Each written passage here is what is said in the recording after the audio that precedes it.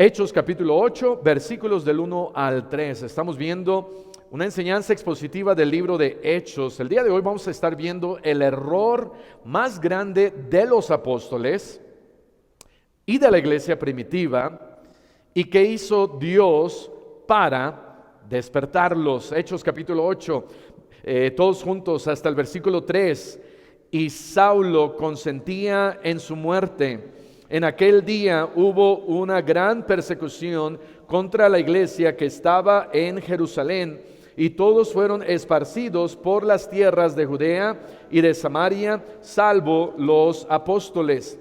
Y hombres piadosos llevaron a enterrar a Esteban e hicieron gran llanto sobre él. Y Saulo asolaba la iglesia y entrando casa por casa arrastraba a hombres y a mujeres y los entregaba en la cárcel. Pueden tomar asiento.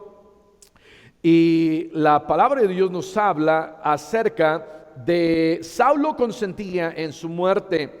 Este versículo, si simplemente lo tomamos comenzando el capítulo 8, quizás no estamos siguiendo el contexto, porque el contexto lo encontramos en el capítulo 7. Quizá debió de haber quedado este versículo y los siguientes dos en el capítulo 7, pero bueno, no estábamos ahí para decidir dónde quedaban los versículos. De por sí, el capítulo 7 ya tenía 60 versículos. Pero dice la palabra de Dios que aquí está una persona que se llama Saulo. En el versículo 58 del capítulo anterior nos menciona Saulo. Dice, y echándole fuera de la ciudad, o sea, a Esteban, le apedrearon y los testigos pusieron sus ropas a los pies de un joven que se llamaba Saulo. ¿Sabes? Saulo después fue el misionero, el apóstol Pablo, pero comienza su carrera de joven.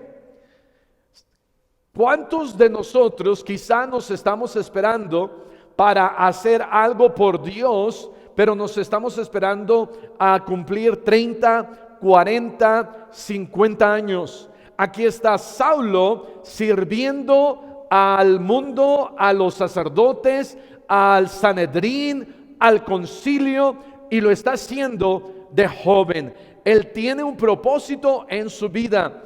Versículo 1 del capítulo 8 dice, y Saulo consentía en su muerte. Entonces, ¿qué tuvo que hacer Dios para despertar la iglesia? Número 1, Pablo tuvo que ser un asesino. Y no estoy hablando y diciendo que Pablo tenía por Dios lo llevó a matar gente, sino que la persecución de la iglesia, la persecución de Esteban, tuvieron que ser causadas por alguien, y ese alguien fue Saulo. Y Saulo tuvo parte en el asesinato de Esteban. Dice ahí, Saulo consentía. Saulo consentía. Cuando consentimos es que estamos dando nuestra aprobación.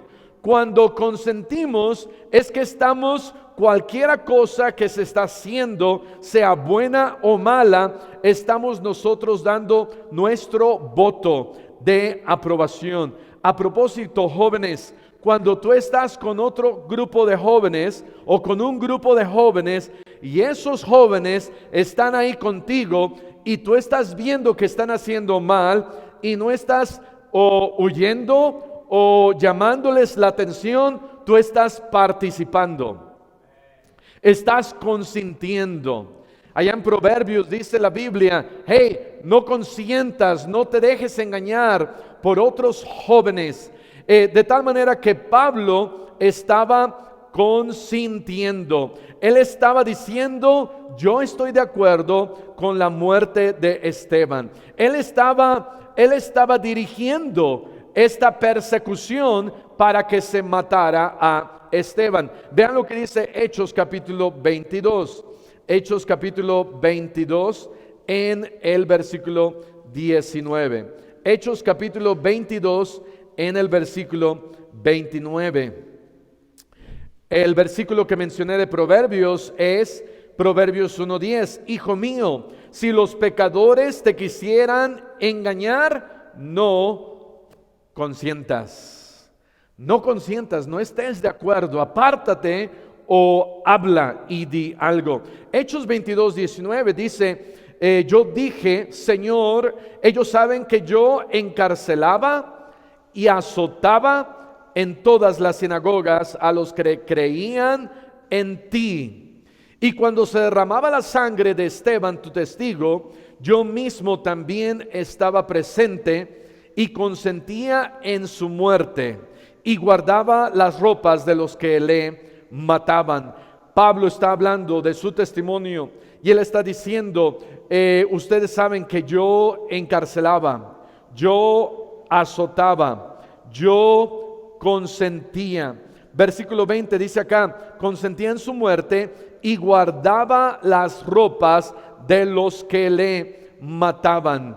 Y aquí se entiende como que él guardaba las ropas de aquellos asesinos, pero en capítulo 7, los últimos versículos, nos habla acerca que guardó las ropas de Esteban como un trofeo, como parte de lo que él había hecho, diciendo, este también ahora, y ellos lo hacían en el nombre de Dios, ellos lo hacían pensando que estaba bien. ¿Sabes? Nunca es bueno matar a alguien más en el nombre de Dios. Nunca es bueno matar a alguien si no quiere aceptar a Cristo y decirle, ¿sabes qué? O copelas o cuello, te mato, y si no acepta, no podemos hacer eso. Tenemos nosotros un Dios que puede trabajar en sus corazones, debemos de orar, pero Pablo tenía una perspectiva diferente. ¿Sabes por qué él tenía una perspectiva diferente? Porque él no era salvo. Pablo no era Saulo, bueno, en este caso era Saulo, pero Saulo no era salvo y por eso tenía una perspectiva diferente. Tenemos nosotros una perspectiva de adentro hacia afuera diferente. Pregunta, ¿cuántos aquí antes de ser salvos veían a los cristianos como bichos raros? ¿Alguna vez viste a los cristianos y dijiste, ay, ese cristiano? Quizás los juzgabas, quizás los criticabas, quizá hablabas mal de ellos y ahora mírate, eres parte de nosotros, amén. Pero ¿qué tantas cosas no quizá decías con los cristianos? Ahora que estamos adentro, debemos de acordarnos cuando estábamos afuera. No juzgues a los que no son salvos, no critiques a los que no son salvos, no los veas mal, no los regañes porque se ponen ceniza en la frente, porque tú también lo hacías. No los critiques porque gastan miles de pesos en las fiestas de su pueblo, porque tú también lo hacías. No los juzgues porque hacen peregrinaciones a Juquila, porque tú también lo hacías. ¿Cuántos fueron de ustedes a Juquila? 1, 2, 3, ¿ok? ¿Cuántos fueron a la Villita? Yo creo que más, amén. Entonces, tenemos nosotros que recordar dónde estábamos y verlos con empatía, orar por ellos, tener paciencia con ellos, no juzgarlos, ver en dónde nosotros estábamos, ser paciente con ellos. Muchas veces simplemente hay que hacerles una invitación, hay que mostrarles algunos versículos. Éxodo capítulo 20, los 10 mandamientos, Deuteronomio capítulo 5, los 10 mandamientos. Un católico no lee su Biblia, no lee la Biblia, y cuando la lee y se da cuenta de cosas que él está haciendo y están mal, deja que Dios le hable y tú sé paciente, no los critiques. Pero Saulo lo hacía porque él no era salvo y tenía una perspectiva diferente, y por eso mata a Esteban. Él dice aquí, Saulo consentía en su muerte. Número 2, Esteban tuvo que morir. tuvo que ser aniquilado. Esteban tuvo que ser aniquilado. Dice ahí, regresando a Hechos capítulo 8, versículo 1. No sé si todavía está fuerte. Está bien, un poquito fuerte. Bájale otro poquito, porfis. Vean lo que aquí nos habla de en su muerte. Cuando dice su muerte, está hablando de Esteban. El ministerio de Esteban solo dura 2 capítulos. Esteban tuvo que sacrificar su vida para que alguien más tomara su lugar. Pudiéramos verlo de esta otra manera. Esteban en cierto aspecto estaba estorbando para que alguien más pudiera pasar y hacer algo por Dios. ¿Quién fue ese alguien más? Fue Pablo. Fue Pablo. No estoy diciendo que tú estás aquí estorbando, pero estoy diciendo que tenemos que hacer algo para el Señor, para que alguien más venga detrás de mí y pueda hacer algo más. No esperes que alguien más haga algo más por el Señor si tú no estás haciendo algo. Lo voy a volver a repetir. No esperes a que alguien más haga más por el Señor detrás de ti si tú no estás haciendo algo por el Señor. Si tú solamente estás sentado y tú solamente estás quizás de manera, estás confortable en tu lugar y estás bien y solamente eso, pero no estás sirviendo, no estás haciendo, no te has integrado, alguien más no podrá venir detrás de ti y hacer más porque tú no estás haciendo algo. Se necesita hacer algo por el Señor para que después de mí venga alguien más y pueda hacer mucho más de lo que yo hice. Esteban ya estaba haciendo algo. Esteban había sido escogido, buen testimonio, lleno de sabiduría, lleno de fe, lleno del Espíritu Santo, y se pone a predicar contra los sacerdotes, contra unos testigos falsos, contra el concilio. Tremenda predicación. Está haciendo algo. Muere Esteban y se levanta alguien más grande que Esteban. En ocasiones tenemos que morir. En ocasiones tenemos que orar para que alguien más venga y haga algo. Nosotros estamos haciendo algo sobre los hombros de gigantes que hicieron algo antes que nosotros.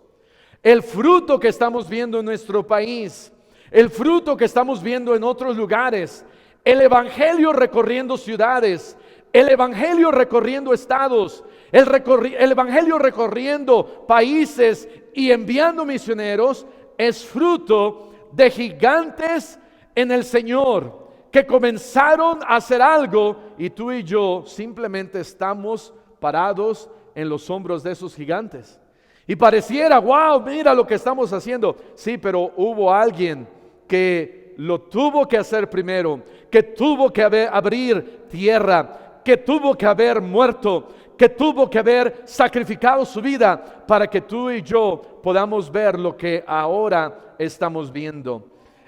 Esteban tuvo que morir, y cuando él llegó allá en el cielo, él dijo: Señor, yo no sé por qué me estaban matando, apedreando, y estaba yo sufriendo, pero ahora veo que tuve yo que morir para que alguien más tuviera que hacer algo más grande que yo. Hechos capítulo 7, versículo 58, ya lo leímos, dice: lo echaron fuera de la ciudad, lo apedrearon. Testigos pusieron sus ropas a los pies de un joven que se llamaba Saulo, y apedreaban a Esteban mientras él invocaba y decía: Señor, recibe mi espíritu. Qué gran testimonio de Esteban. Qué gran testimonio de Esteban. La Biblia dice que su rostro como el rostro de un ángel. Y me imagino a Pablo años después contando su testimonio, no pudiéndose olvidar del rostro de Esteban. Aquellos que van a la guerra, aquellos que participan en matar y asesinar, no pueden, no es fácil borrar esas imágenes. Conozco y tengo amigos que estuvieron en la guerra del Golfo y han regresado, y buenos amigos, buenos cristianos, aún hasta pastores, que hoy en día están sufriendo las repercusiones de la guerra. No pueden dormir, se levantan exaltados, están perdiendo en cierta manera esas emociones. La guerra a veces puede más. Y en este caso, Pablo, al estar en esta guerra espiritual y haber pasado y visto muerte no solamente de Esteban, sino de varios cristianos, yo me puedo imaginar a Pablo pensando en la muerte de todos aquellos santos, todas aquellas personas que murieron por causa de la persecución de Pablo. Y Pablo, siguiendo adelante, Pablo vio el gran testimonio de Esteban. Imagínate si Esteban se hubiera quejado contra Dios. Imagínate que Esteban hubiera refunfuñado, hubiera dicho: Señor, ¿por qué haces esto? Y que Pablo lo hubiera visto, en ese tiempo Saulo, él hubiera dicho: mira, este cristiano, de nada sirve tu cristianismo. Y quizás Saulo no hubiera dado ese siguiente paso para servir al Señor. Número 3, la iglesia tuvo que ser asolada. Saulo fue un asesino, Esteban fue aniquilado, la iglesia fue asolada. ¿Qué quiere decir asolar? Asolar quiere decir destruir, quiere decir arrasar, quiere decir destrozar. Ve lo que dice ahí en el versículo 3: y Saulo asolaba la iglesia, y entrando casa por casa, arrastraba. Asolar quiere decir arrastrar, y dice aquí: arrastraba a hombres y a mujeres. ¿Quién le gustaría que ahorita vinieran unos 3, 4 ujieres y los arrastráramos? ¿Ven? Que los agarráramos acá y los arrastráramos. No había pisos lisos, no había alfombra para arrastrarlos y asolarlos. Eran arrastrados en calles de piedras, eran arrastrados por caballos, eran arrastrados hasta morir. No los arrastraban de una manera humana, los arrastraban de una manera inhumana.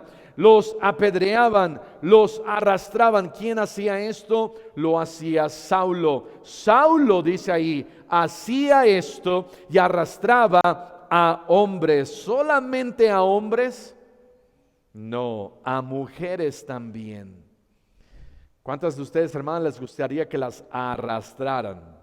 Yo creo que a nadie nos gustaría que nos arrastraran. Una mujer le dijo a su esposo, después de que ya no la arrastraba por 2, 3 semanas, le dijo: ¿ya no me amas? Dijo: ¿pero por qué? Ya te dejé de arrastrar. Ella dijo: sí, pero a mí me gustaba cuando me arrastrabas. ¿Sabes por qué? Iba a decir unas hermanas, unas mujeres les gusta la mala vida, ¿verdad? Pero a nadie nos gustaría que nos arrastren. Y dice después: los entregaba en la cárcel. Regresando al versículo 1, dice: en aquel día hubo una gran persecución. Una gran persecución. Vean lo que dice Hechos 11, 19. Hasta dónde llegó el evangelio por causa de la persecución. Esta gran persecución era importante que sucediera. Esta gran persecución tenía que suceder. ¿Por qué? Ahorita vamos a ver por qué. Pero vean lo que dice Hechos 11, 19. Ahora bien, los que habían sido, ¿qué dice ahí? Esparcidos. A causa de la persecución fueron esparcidos. ¿Qué quiere decir esparcir? Esparcir, por ejemplo, si estamos sembrando, podemos nosotros agarrar las semillas y esparcir las semillas. El problema de la iglesia y el problema de los apóstoles era que no querían salir. Dios les había dicho: salgan y prediquen el evangelio, tienen que salir, y ellos no quisieron salir. Se quedaron ahí, vieron, comenzaron a ver gente salva, y gloria a Dios por los que fueron salvos en Jerusalén. Pero después de haber visto a estas personas salvas en Jerusalén, debieron de haber salido, debieron de haber tomado el siguiente paso, y por eso esta gran persecución. ¿Qué tiene que hacer Dios para que tú salgas? ¿Qué tiene que hacer Dios para que tú tomes el siguiente paso? Quizás ya estás haciendo algo aquí, ya has visto bendición. ¿Qué es el siguiente paso que Dios tiene en tu vida para ti? Los apóstoles dijeron: aquí nos quedamos, aquí estamos bien. Ahora, no estoy diciendo que todos se vayan y nos dejen, pero estoy diciendo que debemos de seguir evangelizando, debemos de llevar el evangelio, debemos seguir predicando, debemos de tomar nuevos retos, debemos de tomar nuevas tareas, acciones, y decir: Señor, ¿qué más yo puedo hacer para ti? No nos podemos quedar sentados. Versículo 19, y sería bueno subrayar esa palabra, esparcidos. Ahora bien, los que habían sido esparcidos, ¿a causa de qué? De la persecución. Fueron esparcidos por la persecución.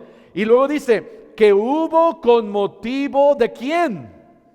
De Esteban. ¿Sabes? Esteban fue la gota que derramó el agua. Esteban fue la chispa que prende ese bosque. Esteban fue el precursor, el iniciador. Esteban dijo: yo voy a predicar y siento que Dios quiere que predique. No sé qué va a pasar por causa de la predicación, pero lo voy a hacer. Quizás algunos de nosotros tenemos que ser como Esteban, el precursor. Tenemos que ser como Esteban, el iniciador de algo. Iniciador de quizás un ministerio, iniciador en mi familia para sentarnos y leer la Biblia, iniciador con los jóvenes para tomar un nuevo reto, ir a un nuevo lugar, ir a un hospital, iniciar algo. Quizás Dios te use como Esteban porque el motivo fue Esteban. Dice acá que hubo con motivo de Esteban. Muchos, el motivo del desánimo de otros eres tú. El motivo que otros ya no vienen a la iglesia eres tú. El motivo de que mi matrimonio ya no está bien eres tú. El motivo de que mi salud ande por los suelos eres tú. El motivo de que me metieron a la cárcel soy yo. El motivo de que estoy tan apartado y alejado de Dios soy yo. Deja de ser el motivo para mal y comienza a ser un motivo para bien. El iniciador de algo bueno, el precursor. Esteban predicó y dijo: Señor, ¿quieres que predique? Dios le dijo: sí, predica, tengo algo especial. Esteban no se estaba esperando la muerte, pero por motivo de Esteban el evangelio comenzó a correr. Y luego dice: con motivo de Esteban pasaron, ¿quiénes? Los que fueron esparcidos hasta Fenicia, Chipre, Antioquía. ¿Sabes?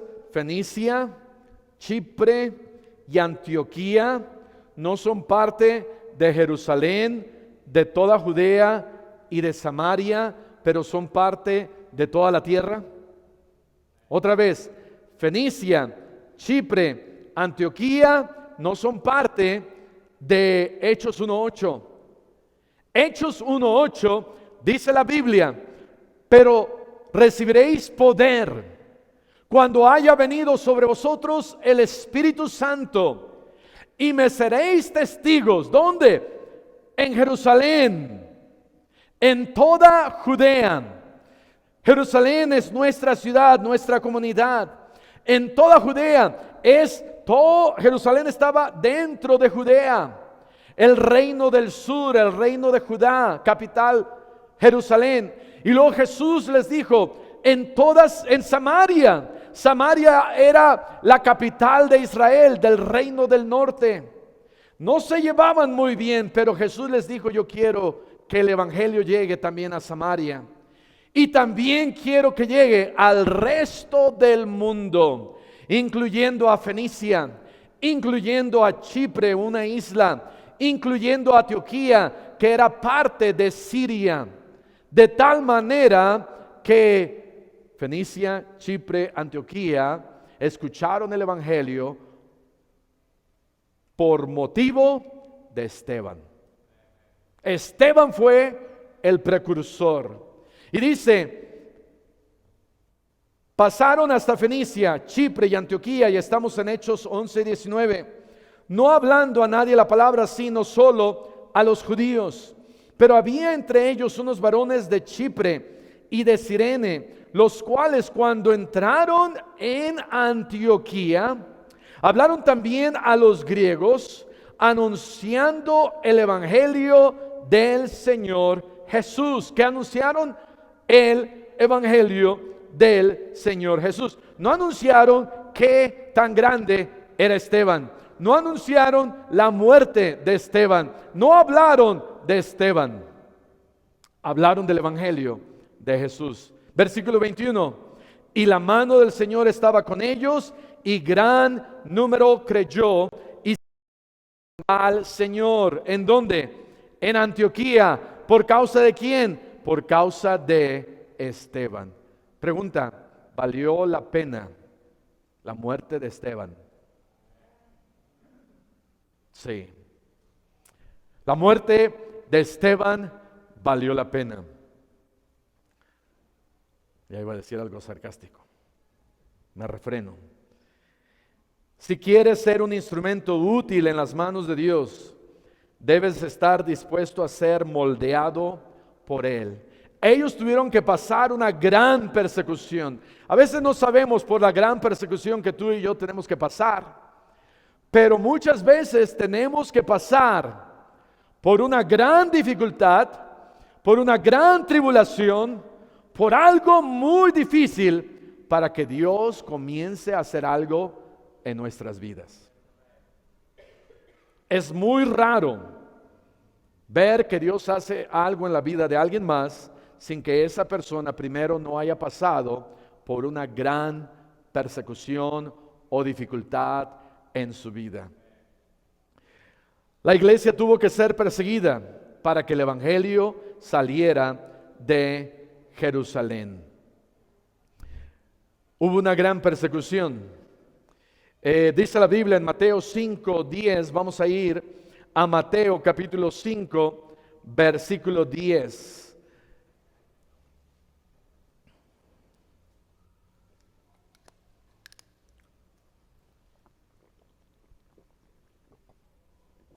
Mateo 5:10 dice: bienaventurados los que padecen persecución por causa de la justicia, porque de ellos es el reino de los cielos. Bienaventurados. La persecución que ellos en ese tiempo sufrían no es la misma persecución que tú y yo a veces pensamos que pasamos. La persecución de ellos era una persecución real. Era una persecución de muerte. Era una persecución que gritaban: agárrenlo y mátenlo. Y corrían. Y si no corrían y los alcanzaban, los mataban. Era una muy diferente persecución a la persecución que nosotros estamos pasando. La persecución que nosotros pasamos, en ocasiones vamos a dar un folleto y nos dicen: no quiero. y simplemente nos rechazan. No nos escupen a la cara, no nos golpean, no nos patean. Algunas veces sí. ¿Cuántos recuerdan el testimonio del hermano Javier González, que su hermano Manolo le comenzó a hablar de Cristo y el hermano Javier se enojó tanto que lo empujó, lo empezó a patear y lo persiguió por 2 cuadras a su propio hermano? Gracias a Dios que su hermano sigue pastoreando y gracias a Dios que el hermano Javier ahora es un misionero. Pero la persecución aquí es una persecución muy diferente. Cuando te azotan una puerta, no se siente bonito, pero no es persecución. Cuando quizás nos llegan a gritar, eso no es persecución. Cuando quizás ves a alguien que rompe el folleto. ¿Alguna vez has visto eso? Alguien que rompe el folleto. Rompen el folleto. Hace años le di un folleto a una señora y la señora estaba tan enojada, que agarró el folleto y lo hacía con mucho, ¿cómo se llamaría? Odio y coraje, y lo tira, y cuando lo tira al piso empieza a brincar sobre el folleto y estaba enojada la señora. Pero eso no es persecución. En otra ocasión estábamos tocando una puerta y al lado había una señora. ¿Por qué siempre señoras? Pero bueno, había una señora al lado y estaba gritándole a su marido. Y yo estaba tocando y yo no quería ir a la siguiente puerta porque me tocaba la siguiente puerta. Y entonces tocaba más y el grupo que seguía no pasaba. Y veía y dije, ahí vienen. Y otra vez así como que empecé a tocar. Ya iba como 20 minutos ahí tocando. Y tocaba y nadie salía. Y la señora seguía gritando. Y wow, gritos y más gritos. Y le decías por cómo se iba a morir el marido y todo lo demás. Y en eso que pasa el grupo siguiente y había un portón de metal. Tocan a la puerta. Abre la señora. ¿Quiénes eran? ¿Alguien se acuerda? Y la señora abre la puerta y ve a estos cristianos que, por supuesto, la interrumpieron en el regaño que estaba dando a su marido, y abre la puerta y así como la abrió, azotó no se oyó. ¿Sabes? Eso no es persecución. Ahora, no nos gusta la persecución, pero aún la gente recibe folletos. ¿Cuántos se acuerdan del grupo del año pasado que vino 20 jóvenes y vinieron aquí a Puebla y empezaron a dar folletos? El 80-90% de la gente que le das un folleto aún recibe un folleto. Ve a Estados Unidos, solamente un 20% recibe un folleto. Ve al Reino Unido, ahí sería un 1 o un 2% que recibe un folleto. Ve a Japón, ve a un lugar en donde hay persecución realmente. Aquí no hay persecución. Aquí no hay persecución. Mateo capítulo 13, versículo, bueno, nos vamos a saltar vamos a ir a Hechos capítulo 2, versículo 47. Hechos 2:47. En Hechos 8, versículo 1, es la tercera vez aquí en el libro de Hechos que se menciona la palabra iglesia. Es la sexta vez desde comenzando el Nuevo Testamento, desde Mateo, que se menciona la palabra iglesia. Pero la primera vez que se menciona en Hechos es Hechos 2:47. Dice, alabando a Dios y teniendo favor con todo el pueblo, y el Señor añadía cada día a la iglesia los que habían de ser salvos. Vamos a ir a Hechos capítulo 5, versículo 11. Hechos capítulo 5, versículo 11. Hechos 5:11 dice: y vino gran temor sobre toda la iglesia y sobre todos los que oyeron estas cosas, lo que había pasado con Ananías y Zafira. Y entonces hubo un gran temor sobre toda la iglesia. Pero a pesar de ese gran temor, no fue lo suficiente como para que ellos sintieran una persecución para ir y predicar el evangelio. No es hasta Hechos capítulo 8, versículo 1. Vamos ahora sí regresar a nuestro texto.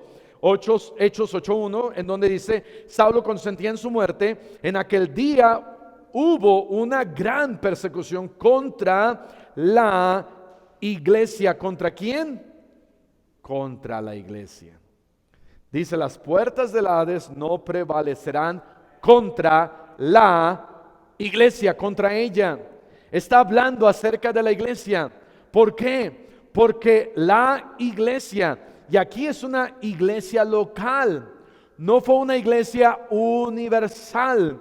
No creemos en una iglesia universal, creemos en una iglesia local iniciada por el Señor Jesús. Y esta iglesia local fue perseguida. ¿Por qué fue perseguida?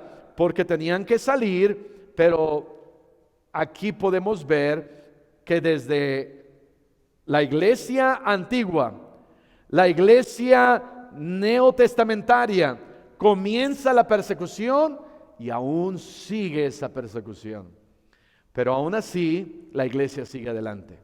Aún así, tenemos que seguir predicando la palabra de Dios. Hubo una gran persecución contra la iglesia que estaba ¿en dónde? En Jerusalén. Y todos fueron ¿qué? Esparcidos. Subrayen esa palabra, esparcidos. ¿Por dónde? ¿Por las tierras de qué? De Judea y de Samaria, salvo los apóstoles. Fueron esparcidos, comenzando en Jerusalén, y a través de la persecución fueron llevados a toda Judea. Me gusta ahí como dice, por las tierras de Judea. Como Jesús les pidió, vayan por todas las tierras de Judea. Y después, ¿por dónde más fueron esparcidos? Por las tierras de Samaria. Aunque ellos no querían, aunque ellos rehusaban, tuvieron que ir por las tierras de Samaria. Y después ya vimos que llegaron a Fenicia, a Chipre, a Antioquía, y de ahí Pablo continuó llevando el evangelio junto con más cristianos y siguió predicando el evangelio. Muchas veces tenemos que tener persecución. Y número 4, vamos a ver versículo 2, terminando aquí con el versículo 2, ya vimos el versículo 3, pero dice, y hombres, Hechos 8, versículo 2, y hombres piadosos. Esta palabra piadosos no es necesariamente la palabra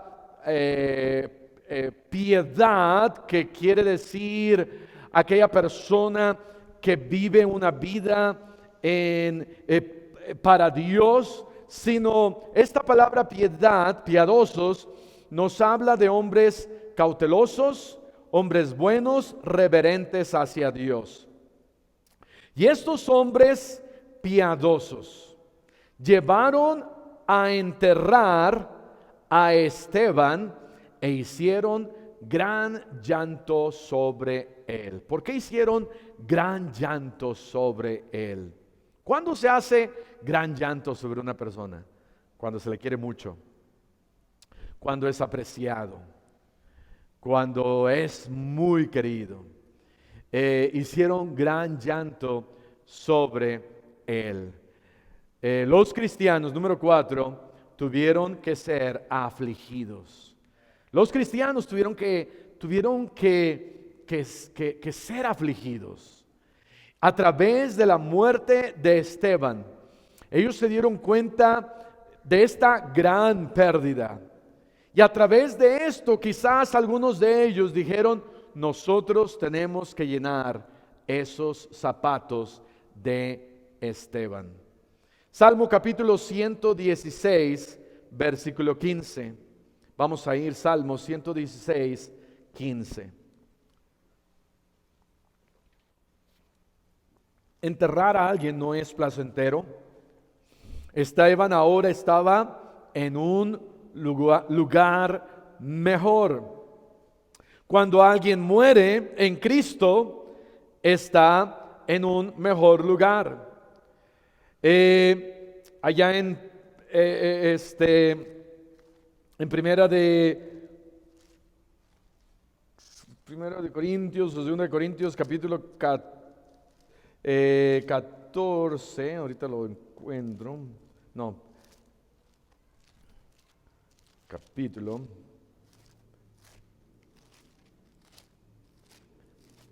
Tesalonicenses capítulo 4, versículo, lo voy a leer, pero dice la Biblia, luego nosotros,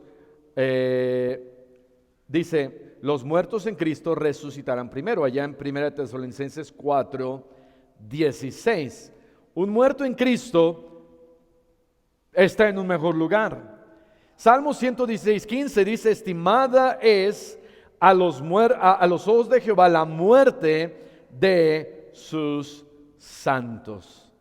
Hace poquito, en esta semana, estuvimos mi esposa y un servidor en Apaseo el Grande, creo que así se llama.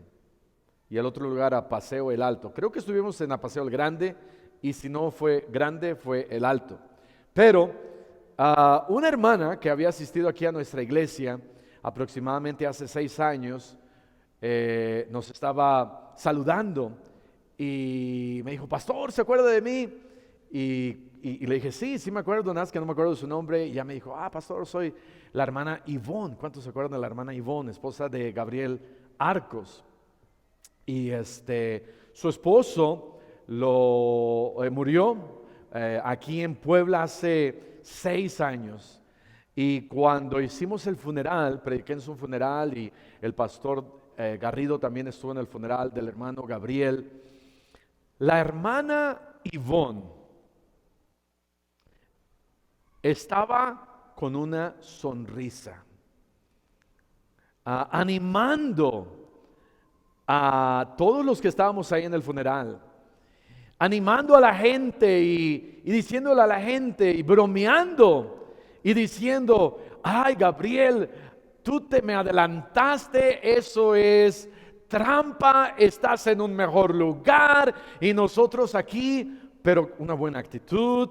O no sé si estaba bien contenta, ¿verdad? De la herencia, no creo que hubo mucho, pero le dije a la hermana el lunes, le dije, hermana, aún recuerdo ese buen testimonio, el gozo que usted tenía sabiendo que su esposo estaba en un mejor lugar. Y ella dijo, sí, pastor, yo no sé cómo la pasé, pero en esos días como que no me caía el 20. Después me enteré que me quedé sin marido.